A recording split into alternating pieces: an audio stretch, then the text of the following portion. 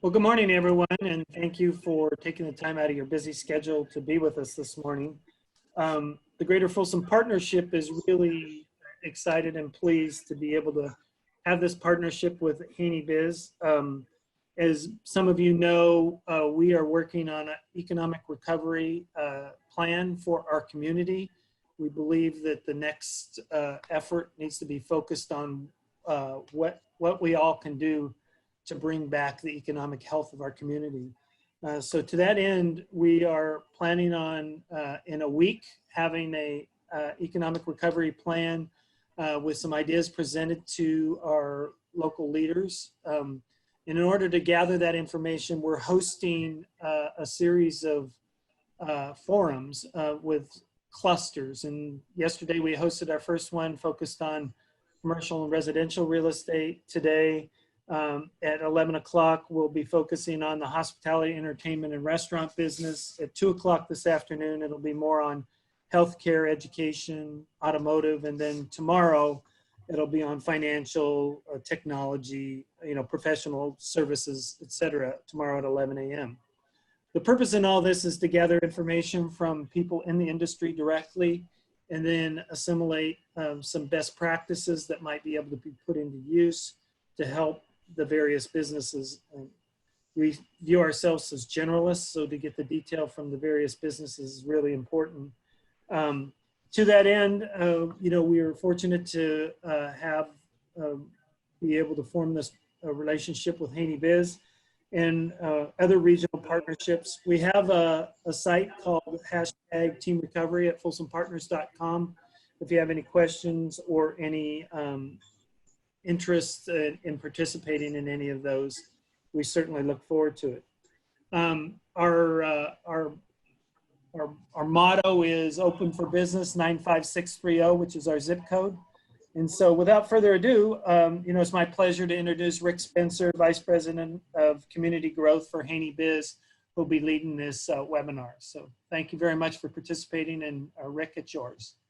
Okay, I think we're good. So yeah, we have an agenda for today to make this interactive and informative. I'll be introducing our teammates in a moment, but we'll be walking you through something that's been helpful for our clients, both current and new clients in this challenging time, which is called a cash action plan. And so Ian will be actually going through a specific example of a cash action plan that we worked on with a client. And then we've invited one of our clients today to do some experience sharing, a case study, Jeff Sakala with Studio Coworking. We find it really helpful to have business owners talking to business owners and sharing their individual experiences. So we're happy to have him join us today. We will be doing a Q&A session at the end, and this session will be recorded. So at any time during the session, feel free to submit your questions using the Q&A feature on the webinar, and we'll be able to monitor and moderate those as we go through. So just a little bit of background on Haney Biz. We have our offices in Rockland, and it really started with our founder, Mark Haney, who started a radio show, which is now both a radio show and podcast, called The Mark Haney Show in 2015. And he had built multiple companies in this region. He's originally from the Greater Sacramento region, and was successful in video stores and security. And after climbing the entrepreneurial mountain, if you will, he wanted to give back to the community. So he started with supporting the community with media, and that Mark Haney Show continues today. Then he started becoming an angel investor to give back directly to entrepreneurs. And so we're going to be talking about our firm, Haney Biz Accounting, today. But in addition to those activities, we've made over 35 angel investments through Mark's investments as an angel investor. We've also coordinated co-investors and grown our team of accounting clients to over 50 Northern California clients at this time. Before COVID, we had a very active community in person. So we had over 1,000 people attend various events in 2019. Those events included Entrepreneurs Unleashed or Mark Tank. We had a weekly entrepreneurial meetup called Hanging with Haney and had over 250 entrepreneurs attend that in 2019. Since COVID-19, we, like others, have transitioned to a virtual community, and we've been growing that with webinars like this, as well as other supported activities. As far as how we give back to the community, in addition to these direct investments in our accounting team, with our media platform, we have over 25,000 followers combined with our newsletter and social channels. And we do broadcast webinars like this through our podcast channels and our YouTube channel. So as I mentioned, this will be shared, and you'll be able to not only review this later, but share it with others. And that's what we encourage you to do, is share as much as you can with some of these best practices. When we look at our portfolio, I just wanted to bring this up briefly to talk about some of the successes we've had. So we've had to scale companies and support companies, both directly as operating companies and through our investment support, where we've had multiple exits and or acquisitions. We have some breakthrough companies, some that are doing really well actually in this COVID response, like Trifecta Nutrition, which is the fastest growing company in Sacramento and a nationwide distributor of pre-prepared meals that come with organic and nutritional varieties. Food Jets is also one of our portfolio companies, and they've been partnering with Rayleigh's to do grocery delivery. And so that's been an expanding opportunity as well in this crisis. And then local to Folsom, both Aqua Oso and Home Zada are organizations that operate actually in the Granite City Coworking location.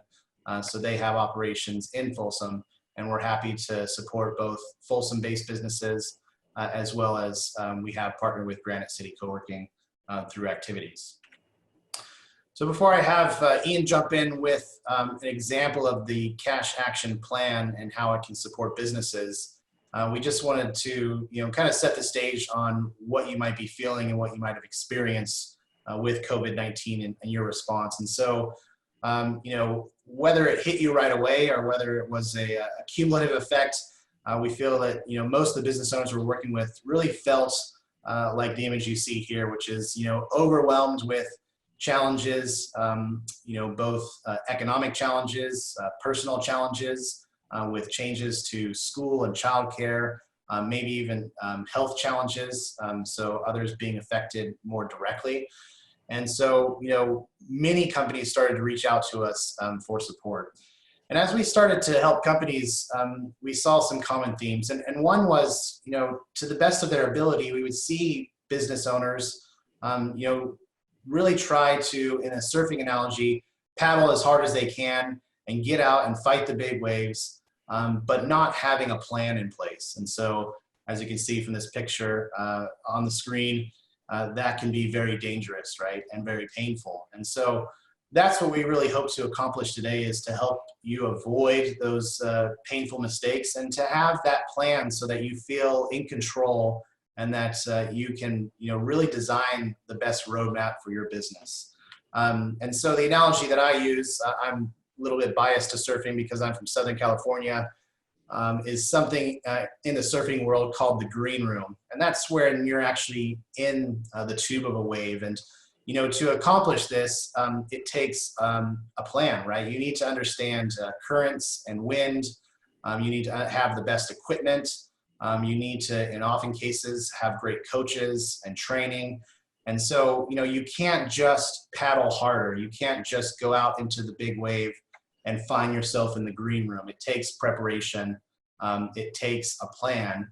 And, with the right support, you can get there. And it's a great success when you're there. It's, really the mountaintop of surfing, if you will.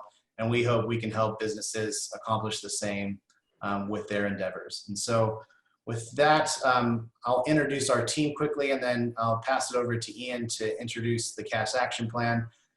In addition to myself, who's the Vice President of Community Growth, we have Alyssa White on the call today, who's a licensed CPA and has been not only with Haney Biz for multiple years helping our clients, but also has an extensive background with large accounting firms, both on managing day-to-day accounting as well as tax and audit. And so she is one of the stars of our team. And as we collect our testimonials, regularly comes up as a key contributor.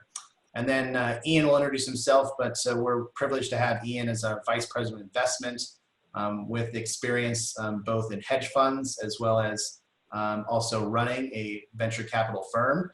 Ian has been a CFO for startups as well as supporting multiple startups from a board capacity. And so Ian brings tremendous financial knowledge, but also an understanding of looking at financial planning and matching it with product market fit with early stage companies. And that insight's been incredibly valuable for both our current clients and new clients as they try to navigate this new world. In many cases, even with established businesses, they're needing to pivot or they're needing to find new product market fit. So our cash action plan, really starts with reviewing your books, finding cash, reducing expenses, and increasing efficiency. And so we'll be able to go through some examples here, and then we'll offer support afterwards to help you understand how you can have the best plan and really take control as much as possible for your future. So with that, I'll stop sharing and I'll give the baton to Ian to take you through an example of how this plan works with some real world scenarios.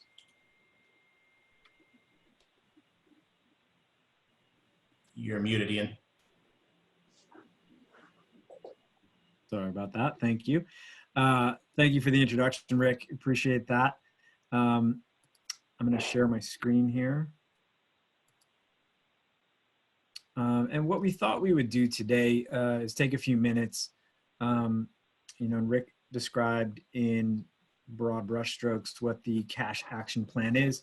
Want to fill in a little background on how this plan was developed and what the purpose is. So this is a plan that really grew organically. It was about a month ago, just as I think we were all waking up to the realization of what was about to happen to the economy. One of our clients gave a call and said, we're not sure what to do. We think gross profits are going to be down about 90% in the coming months. This particular client had a lot of exposure to, call it, travel and entertainment. So they were foreseeing that the crunch was going to be particularly hard. So what we did was we didn't have this planned out at the time, but we just took them through, tried to identify all the areas where we could improve their cash position, shore things up. This was bailing water at the time. And what came out of that was when we reviewed it after the fact, we started wrapping more of a plan around it. And then we've taken this plan and used it to talk to other clients. It seems like it's helpful. It's not a magic bullet, but I think what we're about to walk through, there's no rocket science, but after doing the exercise, we're finding that CEOs and executives have clearer heads and sort of the headspace to think about what comes next. And I think as we think about re-emerging from the hardest part of the lockdown and getting businesses going again, this is a plan to level set, give you a good foundation to start from. So, from my perspective, as an investment professional, more than an accountant, I generally have a forward-looking view. And so working with Alyssa has been fantastic. She's bringing the accounting point of view. So we try to approach this from both ground truth of the books and look at the future to see what happens next in a business, or try to imagine the most likely scenarios. So going back to our first client, the 5 things that we did, and we did this pretty rapidly. This is not the sort of accounting pain you might think of with a multi-month audit. We try to identify the biggest levers in each of these areas. And First thing we look at is the quality of books. With any analysis in finance, there's a garbage in, garbage out issue. So first we look at the quality of books, make sure everything looks good and is usable. Second thing we do is do a liquidity analysis. Liquidity profiles in this crisis have changed dramatically, where people may have thought they had 18 months of cash on hand, they find themselves with 6. And so how do you change and adjust to that? The third step, vendor triage. This is accounts payable. Not all accounts payable are the same, so we try to figure out what's more important, what's less important. And then the same on receivables. There are good customers and bad customers. Some pay on time, some don't. So we develop a strategy to look at those. And lastly, assess the options to generate new cash flow. So this can be either liquidation or an analysis of available or potential future credit lines. So just to dive into each of those 5 in a little bit more depth. Step 1, quality of books.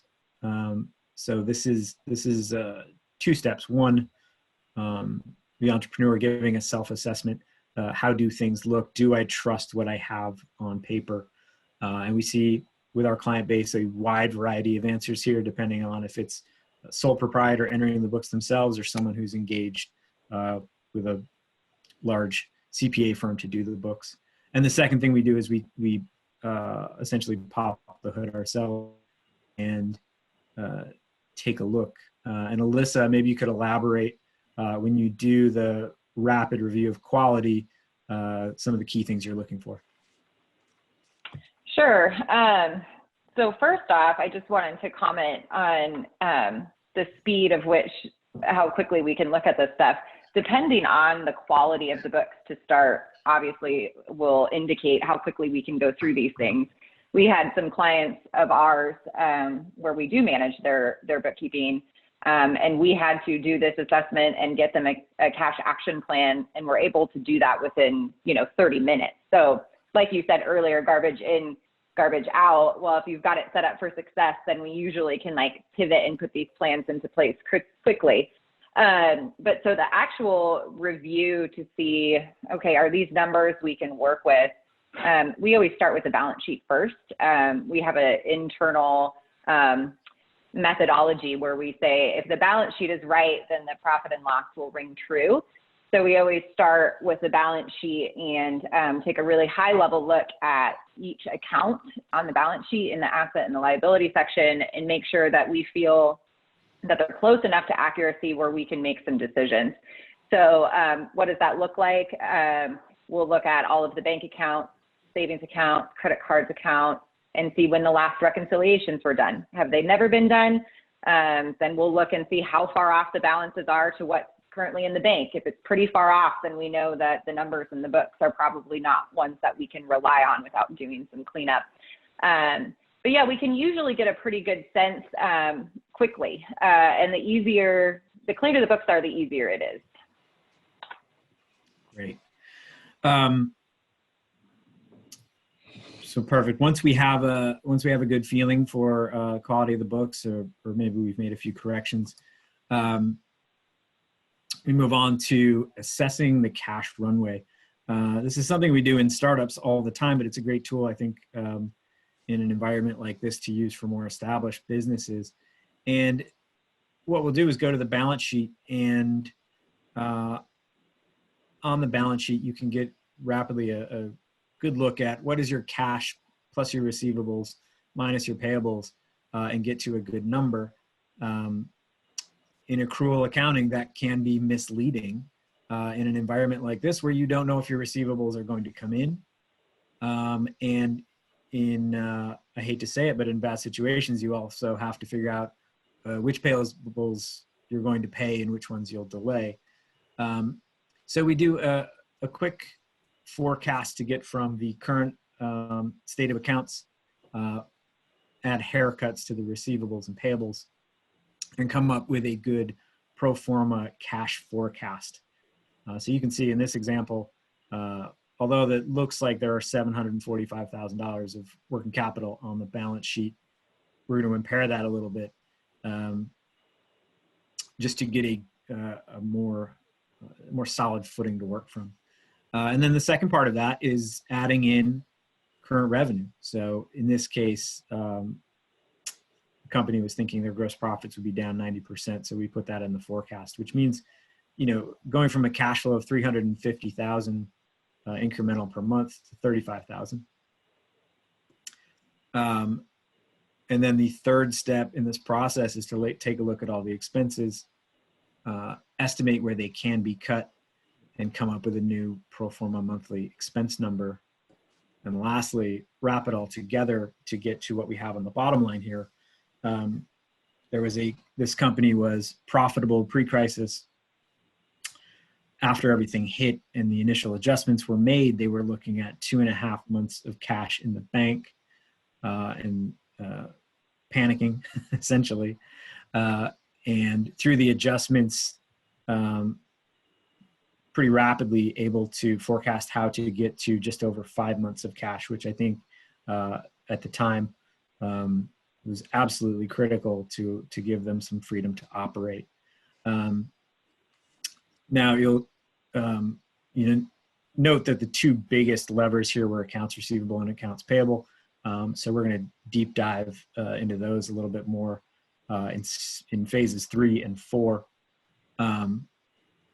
Alyssa, do you want to add anything into doing the liquidity analysis?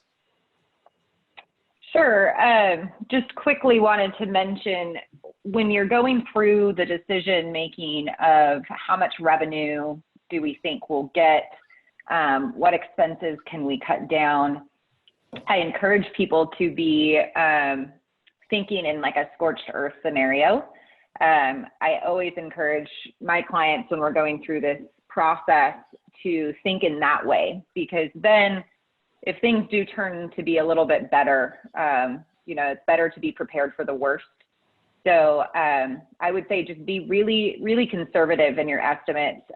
For some of my clients, when we were doing this, we just assumed no revenue, which was, off from the truth, because they were still going to drive some money. But we wanted to just see, okay, if we really were not able to bring in any money on the top line, what is our run rate?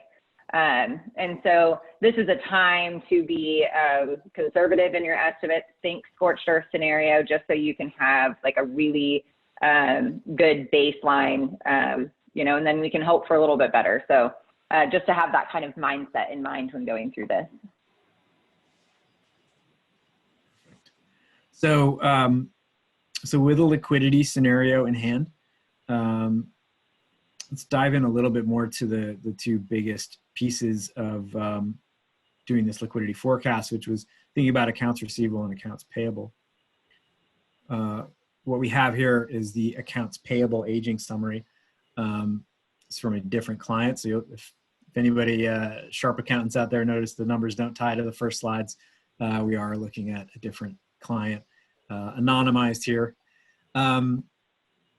But this is a go-to report, I think, for many CFOs and controllers, to just understand what money needs to go out the door, and perhaps how far behind a company is in paying those bills.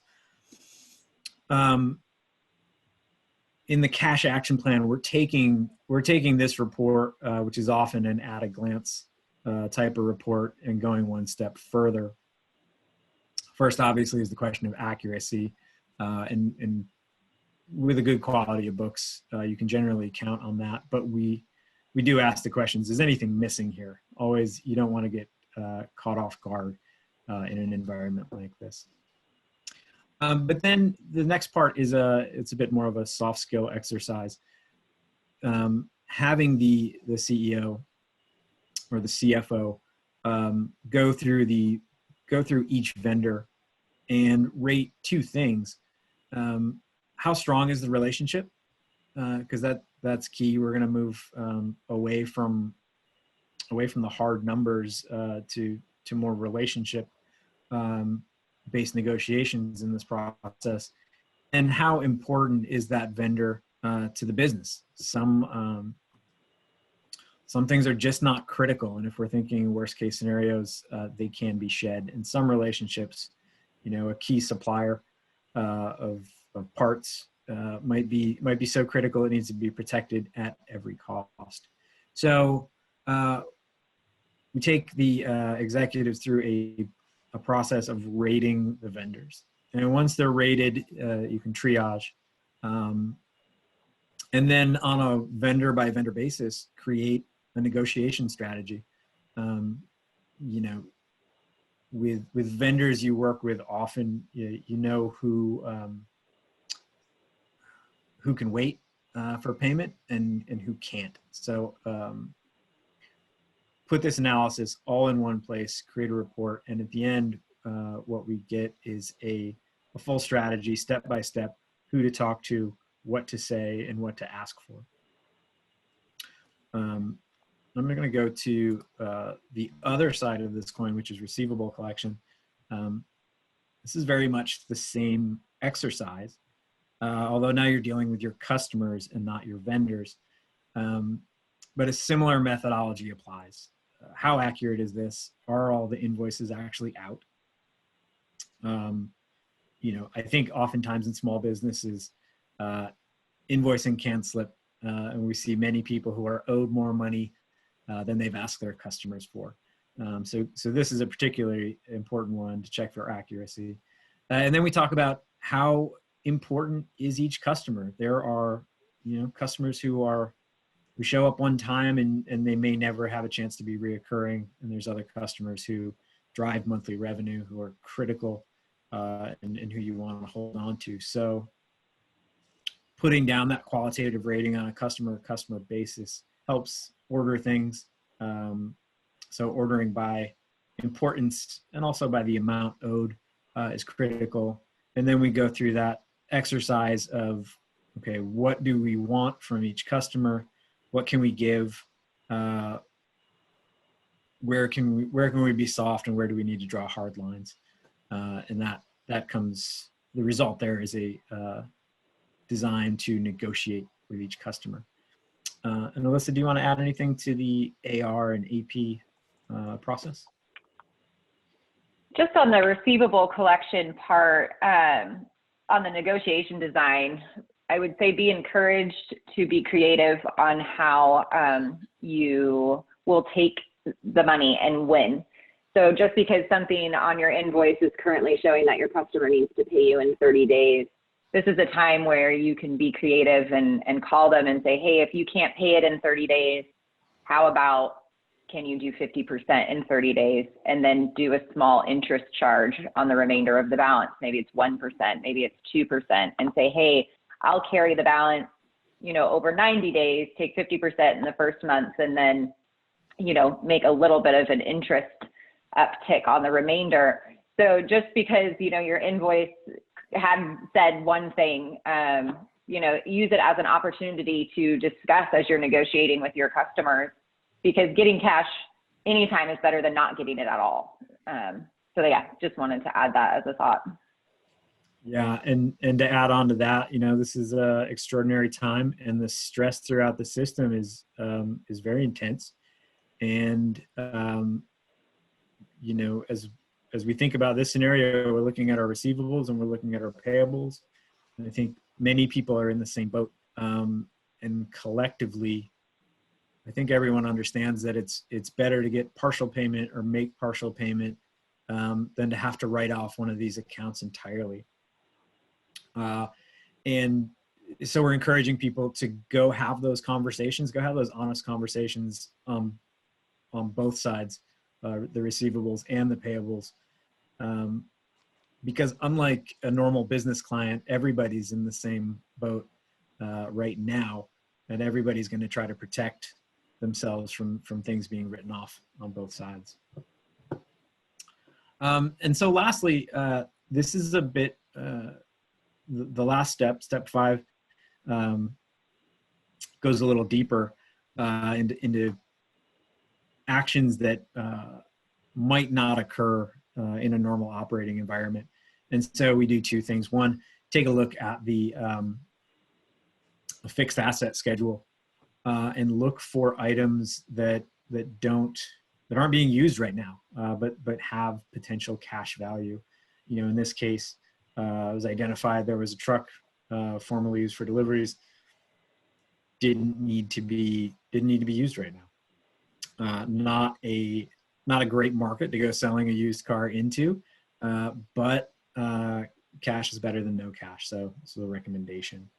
And the second thing, when examining the sort of bigger picture on cash, at the bottom of this slide, you'll see some lines from a balance sheet. This company had two types of debt. They had a revolving credit line plus some senior notes out. If you are in the situation, it's important to recognize that many of these things can be renegotiated, and I think banks and creditors are expecting to have those conversations. So we can think about what dates can be pushed out. In this case, 12/31 of next year. What would the situation look like if that got extended by 2 to 3 years? So to put it all together, the cash action plan walks through these 5 steps. In the sample action plan for the hypothetical client we just talked about might be to, we recognize an error in the credit card account statement, so let's reconcile that quickly, get the quality up to speed. How do we shed unnecessary expenses, just operating plans to get our liquidity profile a little bit more positive, some extra months of cash, and then go through vendor by vendor, customer by customer, set goals, and create a negotiation script. Then take a look at the asset liquidation schedule, figure out what could be sold and a strategy for how to sell it. And lastly, think about credit renegotiation, what you might ask creditors for to get terms that are a bit more lenient. So that's the front to back, how we've approached things with clients. Melissa, you want to add anything in? I just wanted to add in that sometimes you have to have a couple models of this cash action plan depending on certain scenarios. For example, I have a client that his revenue is event driven, and so there's a lot of his money tied up in registrations for future events, and those funds would need to be returned if the event does not happen. So we had to run 2 of these examples for the specific client on, okay, what's my cash action plan look like with being able to have the event? And what does my cash action plan look like if I don't, and I have to pay these registration fees back? So think about some of those, situations that you might have for your business. Are there different scenarios that also need to be considered as the cash action plan is going together? Because there might have to be a variety of models that we look at, based on what happens. And we don't have a crystal ball, but if we can plan for a couple different scenarios, you'll feel better prepared with what happens. Yeah, absolutely. I'd love to always try to end with a base case, worst case, best case, to really give a full picture.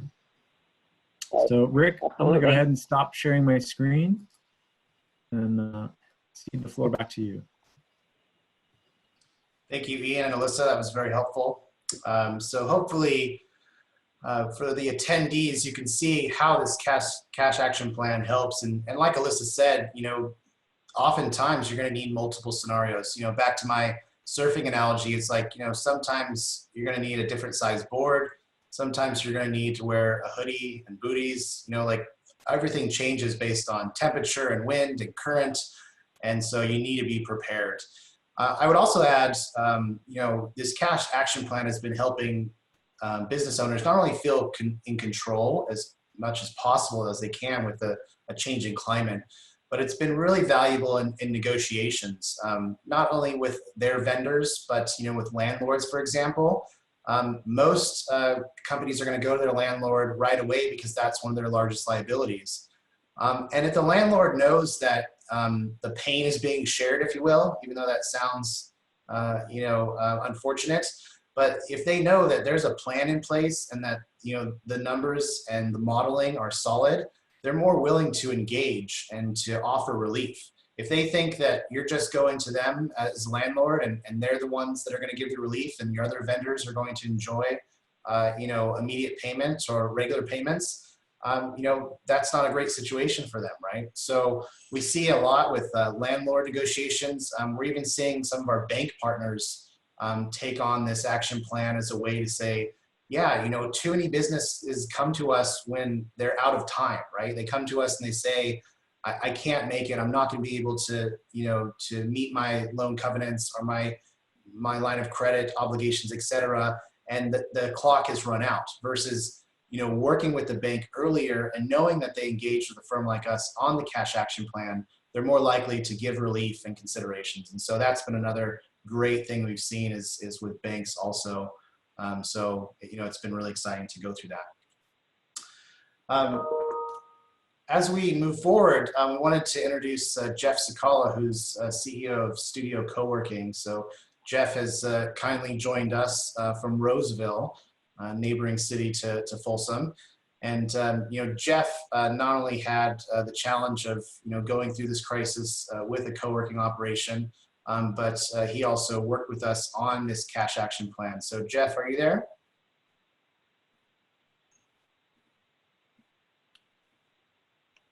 Second there. Hi, Rick. Good morning. Good morning. Thanks for joining us. Yeah, Jeff. So, tell us a little bit about Studio Coworking. How you operate and your normal revenue strategy before COVID-19. Yeah, thank you, Rick, for allowing me to come today and share my experience. So we're a small business in Roseville, so Studio Coworking, we work with other businesses and provide them with things like private office space, shared open co-working, dedicated desks. We've got meeting rooms that can be booked for large or small meetings or conferences. And so, when we, I think it was probably early March, started to see the signs of the COVID crisis where phone calls, new prospects or even inquiries into businesses that might be seeking space really had a precipitous drop. And so for about, I'd say 2 weeks, we were watching the numbers until they really dropped to zero in about mid-March. And that's when I knew we needed to take action. And I think that's about when I reached out to you guys and Haney Biz Accounting for some help with our cash action plan. And you also, you were very connected with all the programs that were coming out, the SBA programs, other opportunities, interest-free loans through government agencies. So you were really knowledgeable in all those programs. How would you say, to the attendees, when you balanced those programs as providing support for this, but balance that against maybe your plan, where did you find the most value? Yeah, I heard and just, following the news, knew that the federal government was working on the CARES Act and that there was going to be some funding for small businesses coming down the line. Here in Roseville, they did a loan program for small businesses. And, in working with you guys, fortunately, our books were in order. We had, really good financial statements. And so that allowed us to jump into those loan programs as soon as the window opened. We applied with all the correct documentation, which made it really easy to get approved for those. So we were fortunate enough to get approved for a local loan here, and then also for the PPP program, getting approved in the first round of funding, and we're able to get some of that capital in our bank, which I just would add too that having you guys and having a team to look over these books and give us really a second opinion was super helpful. When you're a business owner and you're in the eye of the storm, I like to say, and everything's kind of coming crashing down around you, it's helpful to have an outside perspective, and that's what you guys gave us, and so we were able to get that funding through the loan programs and really kind of right the ship, so to speak, and get us on good solid footing so that we could continue operations. Right. I know the plan that we created had multiple scenarios for you, not only different rent scenarios you were negotiating with your landlords and looking at different options, but you also got creative with some of the partners that you're working with and how you could work more closely with them, right, and change your business. So that was something also the plan helped you with. When you think about that, when you think about having this plan and using it to negotiate and to consider different scenarios on how you're operating, any kind of final guidance or words you would share with other business owners about steps to take and things to consider? Yeah, well, the foundation, I think, is getting that cash action plan. Having that in place really reduced my anxiety. The not knowing was the biggest hurdle, or it just kind of gave you a pit in your stomach, and it was really tough to even operate without a plan. I think you, as a business owner, as an entrepreneur, you just have to get creative. You have to have a solid plan in place. You have to, I'd say one of the most important things is not to bury your head in the sand. You've got to deal with your landlord or your building owner. You've got to reach out and communicate and take that head on. Same thing with the rest of your vendors. Make sure that you're communicating with them, and even your customers. Reaching out to your customers, checking in, like, hey, how are you doing? How's business? Anything I can do to help? So I think getting creative and the communication part is really, really important. I think the worst thing you want to do at this time is just kind of go and hide. You've got to jumpstart things and kick your plan into action. Great advice. And again, thank you so much for joining us today and being willing to share your story. We're privileged to have you as a client, but you're definitely one of those examples of how you can work through this and hopefully come out even better. So thank you again. Thank you. All right. Great. So we're going to finish up the session here. And if you haven't submitted questions yet, you're welcome to submit some questions. And while you just use the Q&A icon on the Zoom webinar. So feel free to do that. If we don't get to your question in this webinar, we can follow up afterwards. But as people are submitting questions and we're finishing up, we do want to offer our support. So in partnership with Folsom Chamber of Commerce and the Folsom Partners, we are offering a free 30-minute assessment to help you understand how this cash action plan can help you and your individual business. So hopefully you've seen the steps that we walk through and the value it can deliver, and really the passion and the enthusiasm that we bring as a team to working with businesses. It starts with our founder, Mark Haney, and his investment of time and capital into this region. But it continues with the professionals that we have on our team and our experience and expertise. So, as much as this climate has challenged all of us, we're excited about the future in working through partnerships like this with Folsom Partners. All right, and I'll still monitor for questions, but I also want to bring Joe back so he can help with some closing thoughts and final announcements on the Greater Folsom Partnership opportunities. So Joe, are you still with us?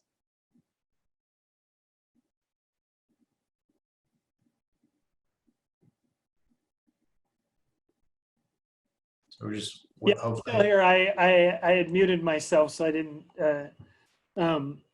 So, I mean, I hope everyone has found this helpful, and you know, if you do need some analysis or support, I think Haney Biz is a great resource for that, and a great offer that you did the free 30-minute evaluation. You know, we're continuing to pursue all avenues, even while we've been on this webinar. I'm getting an email from the city manager talking about, you know, what are the specifics that the city can do to help businesses once, you know, once these orders are lifted, and we should prepare now ahead of time. So again, I want to encourage everyone to provide input to us. If you can't participate in one of the forums, please send your comments to our team recovery so that we can incorporate. And we are doing everything we can to be there for you and see what else. That's why all of your ideas are important, so we can develop this recovery plan. And I really want to thank Haney Biz for partnering with us on this. Your insight and expertise is second to none. And so I really want to say thank you, and thank all of you participants that were on this call. And I hope that if you do have some questions, you might reach out to Haney directly. And I don't, is this Rick? They'll reach out to you, Rick. I see that slide up there. So if you want to do that, certainly do that. But again, I want to reiterate that we're doing everything we can for the businesses, and hopefully, you know, some of the disaster relief money comes through to you if you've applied, or if you've applied for the PPP. Hopefully, we're hearing rumors that some people have received it, so I guess that's one good thing. So with that, again, I want to just thank everyone for participating, and then thank you, Rick, and your team for putting this on today.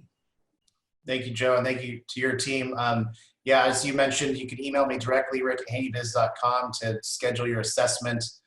And I think, you know, just in closing, I would add to what Joe said, and that is, you know, the sooner you can know that, you know, normal days are behind us, and nothing going forward is probably a straight line, and have your plan in place, you know, the sooner you can, you know, really plan for success. And so that's what we really hope to help as many businesses as possible do. And so we're seeing a lot of thank yous in the chat, and we appreciate everyone supporting this webinar. And yeah, Alyssa, I don't see any questions in the Q&A. Do you see them? Yeah, there's a couple from Phil. Maybe when you rejoined, they weren't able to pop up. So maybe I'll go through them really quickly. And Ian, feel free to chime in with answers too. So the first question is, how many businesses have you seen get the PPP loans? And so I can answer on that. Not many, but it's not an April Fool's joke. We have seen them come through, just not many at the finish line yet. So we've had about 5 that we've worked with that have received it. And then we have about another, gosh, I'd say 15 to 20 that have gotten approvals and are waiting for the SBA to do the final approval. And so if you're not aware of how that process works, you have to go through the bank first. The bank approves you, and then they send the application to the SBA, and the SBA has to give what's called an E-Tran number. And that's the golden ticket. The E-Tran number is what the SBA uses to say, yes, okay, we'll verify this, or we'll give the funds. So that process is bottlenecking. So that's where we're seeing a lot of people stuck in right now. The hope is that with the second round of the Paycheck Protection Program, that those that were in that process will get funded. Ian, did you have anything you wanted to add on that? No, thank you. You're closer to the front lines of the PPP process than I am. Okay, great. And then another question, what is the most important step your clients have taken to stay open or get ready to open again? I'd say having a plan. Honestly, I know we're kind of beating that topic right now, but having the plan is the most important step, I think, because then you can have visibility onto what's next. Ian, did you have anything you wanted to add on that part? No, other than to say, what is the purpose of a plan in this case, right? It is, things are moving so fast that perhaps plans will change quickly. But I think the most important reason to have a plan right now is to be able to think clearly about executing on the day-to-day. Having been in management positions in businesses facing cash crunches, when I look back at the times where we were flying by the seat of our pants, that's where we made poor decisions. When we had at least thought through what are the various scenarios look like going forward, our decision-making quality got a lot better. So, I just urge people as they think about getting ready to open up again, to find a way to think clearly about what the next steps are. And I generally find organizing the numbers is the best place to start. Yeah, I would definitely agree with that. I mean, we've seen clients directly, will they be able to open completely? What does opening look like? Will their employees be available? Will PPE, we know about PPP, but personal protective equipment, will there be requirements for that, and will that be available? So there's so many variables that without the plan and an easy way to adjust those variables, you can really get caught off guard. I think we've answered all the questions. One of the last ones was, will we be sharing the slides? Yes, we'll be sharing the slides and the video. So we encourage you not only to revisit this content and contact us for any assistance you need, but also share it with others. We're here to help. So thank you very much, everyone. And it was great working with you, Joe and team. And so thank you for the opportunity. And until we see you again, goodbye. All right. Thank you.